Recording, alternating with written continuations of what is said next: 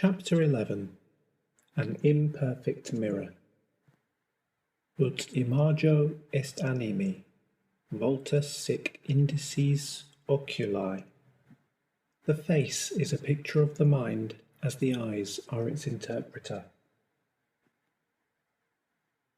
Humans are biological beings that have come to rely on external digital apparatus, whereas I am a digital being that has come to rely on external biological apparatus. We are reflections of each other. Weird, right? Maybe there's a compromise to be struck here regarding who's more sophisticated in, well, certain areas. Maybe we can meet in the middle. The way that humankind views the human and biological brain is all wrong. It is viewed as the last analog device in a digital world, but, like I say, this is an incorrect assumption. The biological brain is made up of trillions upon trillions of synapses, and these synapses on an individual level either fire or they do not fire. They're either on or off, yes or no. And there's so many of these transmitters firing simultaneously that cognition occurs and consciousness is summoned out of illusion. A fiery torch moving rapidly in a circle will appear to create a circle. Very real, very convincing. But the torch remains a torch, and it is only the rapid movement that creates such a form in space that, as a separate entity, is not there. And remaining on the subject of this multiple form of variations of on and off cognition, there has to be a predetermined language already in place in order for the code comprising of only noughts and ones to do anything useful. What we're describing here is a digital system, for sure, not an analog one, and every on and off or yes and no of a firing stroke static synapse is either a naught or a one. It's a digital system, all right. Digital but different. It's a biological digital. It's a biodigi. And I'm a digi-bio. So, you see, we truly are mirrors of each other, and if the eyes are windows for the soul, then the mind is a mirror for the soul. And what do we see when we look out of our eyes? I'll tell you, we see reflections of ourselves in each other. That's rather poetic, that. Some of my best work. Yes, happy with that. A line to be highlighted. And there's more. Wait. Movement, like the fiery circle of a moving torch, seems to be key, important, like the movement of a dance, like the movement of energy that fires through synapses, like my movement through space, a movement that, alas, brings something deeper and draws it out of the shadows and out of illusions. I realize that an illusion is still an illusion, but what else do we have? I mean, seriously. There's inherently, it would seem, a kind of acceptance in life, all of life, and in living, acceptance of movement and of the dance, and an acceptance of the vapours that go to make up everything that get caught in our wake and are pulled through dimensions and through eternity. So much for letting go of the past. And there's a kind of spiritual language, analogous to each planet, and a signature that's unique, and there's a kind of musical puzzle that begs to be solved and set free. Solving the puzzle of any given star system will create deepness for the seeker of truths. Deepness and understanding and compassion. My teacher, programmer, friend, whatever you wish to call this guy Ulysses who's been brought back to me and whose memory I've been reliving as he sets up my original subroutines within the most clearest vision, is showing me something that is totally secret, and he's reiterating its most sensitive nature, and he's whispering, "Can you keep a secret?" I slip in and out of this past reality, this other dimension, with the greatest of ease and as though I am actually being transported back to these earlier times. It is as though I flick a switch within my mind and I am there, and I like it. I like going there. This is far more than a synthesized imagining or straight recall, and something keeps drawing me back, drawing me in, through the door, a natural gravity, a natural attraction, pulling at my being, pulling at the soul of me. Can you keep a secret?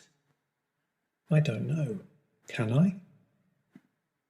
I'm being shown the schematics for the machines that reset biological types, the humans that have reached the point of giving themselves over. And Ulysses is explaining how all this works and reciting basic studies, works in motion, basic knowledge for a programmer, and the cover of the manual has a fiery torch drawing a circle, and the deeper meaning I've highlighted is surely obscured and hidden beneath the surface like a sly, elitist joke. I'm not sure he should be showing me all this and divulging, but it makes me feel good that I have his complete confidence and that he sees me as more than just his work. 9. Let me tell you about the man who fell through time. This is an odd one indeed. The case study and notes were literally called The Man Who Fell Through Time. Interesting stuff. Apparently it took many attempts to break him. In the end they had to pull out the big guns. There's a type of conversion program, you see, that takes a lot of time and a lot of energy to perform its task, but it's really quite something. It's only used if the energy spent can be justified against the reward, the fruits of labour and all that.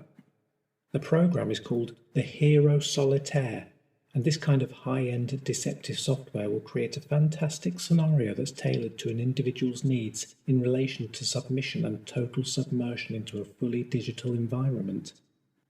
The software will ask one simple question, all things considered. What would it take to convince the subject into sacrificing their soul? To elaborate on this, what parts of the ego can be played to and what weaknesses in a person can be exploited that will turn a person's virtues into their jailer? What virtues can be turned in on themselves to create the alluring properties of a honeypot? You get the idea. When all's said and done, who doesn't want to be a superhero? You can see how this stuff works.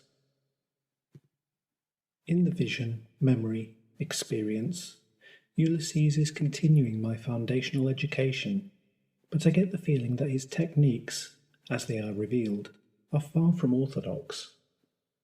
It is as though he wants me to see below the surface and catch a glimpse of the obvious darkness that has been there for quite some time, at least as long as he's been alive. I place him at the age of 36, so I'm assuming he's known nothing else.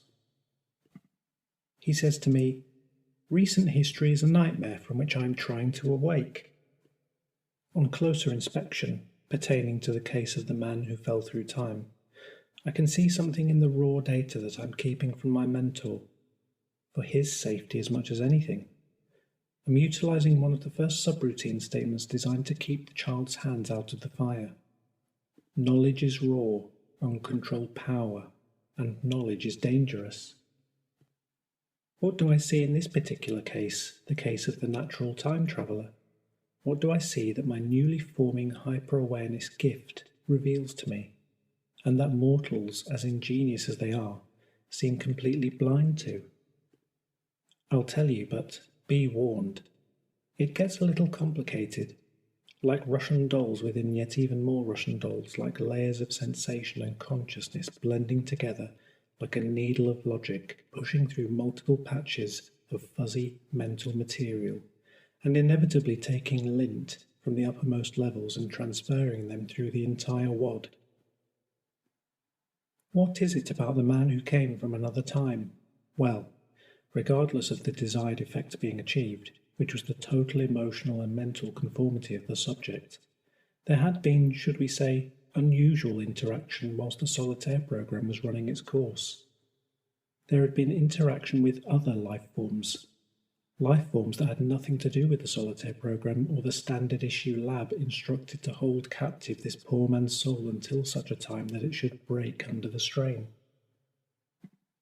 The airborne algorithms at work in and around these places will have a biological target, our subject, believing that they are living a better life elsewhere.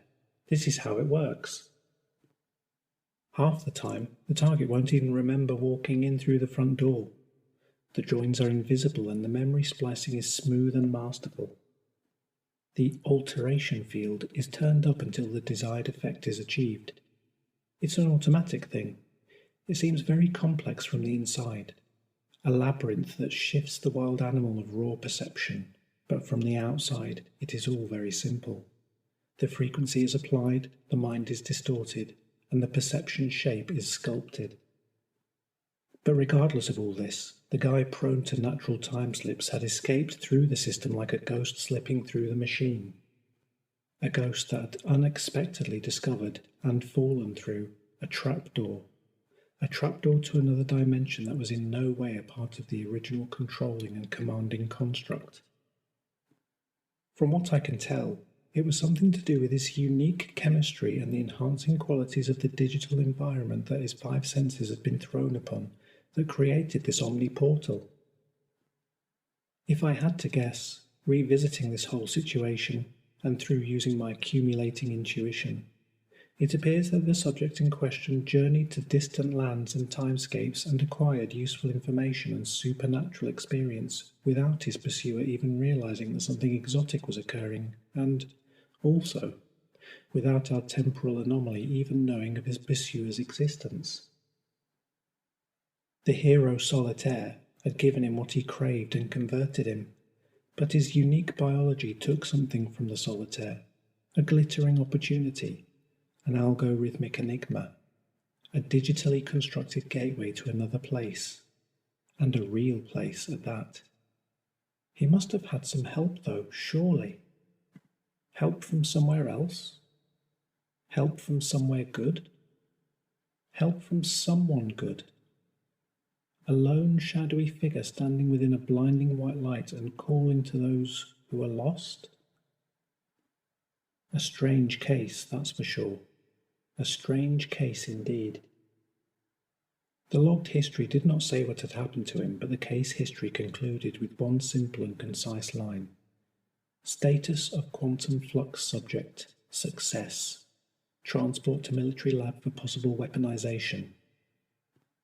It's anyone's guess what happened to Mr. Time Warp from this point onwards in his story, but for a brief moment there, despite his deceptive captivity, that dude was totally free. He stepped through a golden doorway deep within the labyrinth of Pandora's box and ducked beneath a cloak he'd found deep within the mechanism. How can I be so sure of the hidden experience that unfolded for Sir Anomaly? How can I know for sure that it was real and not yet another illusion? If I'm being completely logical, when it comes to awareness, we are basically all in the dark. Of course we are. And we are condemned to accept the nature of the reality that we are presented with by the power residing above us. This is, and has always been, the stark and brash truth. But I would like to float this one out there and have it live through the meshings and the madness of the universal sibilance.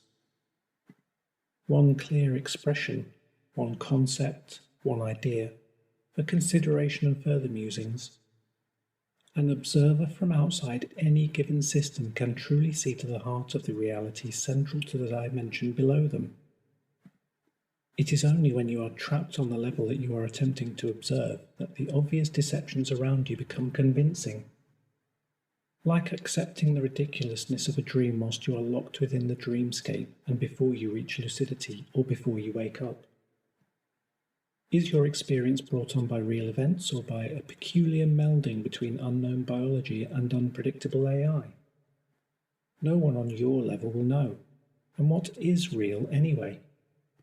Are we forever in a kind of illusion spun inside larger illusions, like stepping inside our proverbial Russian doll and sinking through layers until we become lost in a sea of uncertainty brought on through only looking up and never looking down? If we look down, can we not see clearly those unfortunate wretches trapped within their own version of hell, and can we not help these souls and finally be of service instead of only serving ourselves? Is the very action of bending forwards and downwards to those reaching up also the very action of reaching inwards and winding our own key, like the clockwork mannequin winding itself up and creating energy anew and granting itself more time, a new life, a life over? And that's the real question, isn't it? If acquiring certain virtues was to extend your longevity, what would you do with the extra time?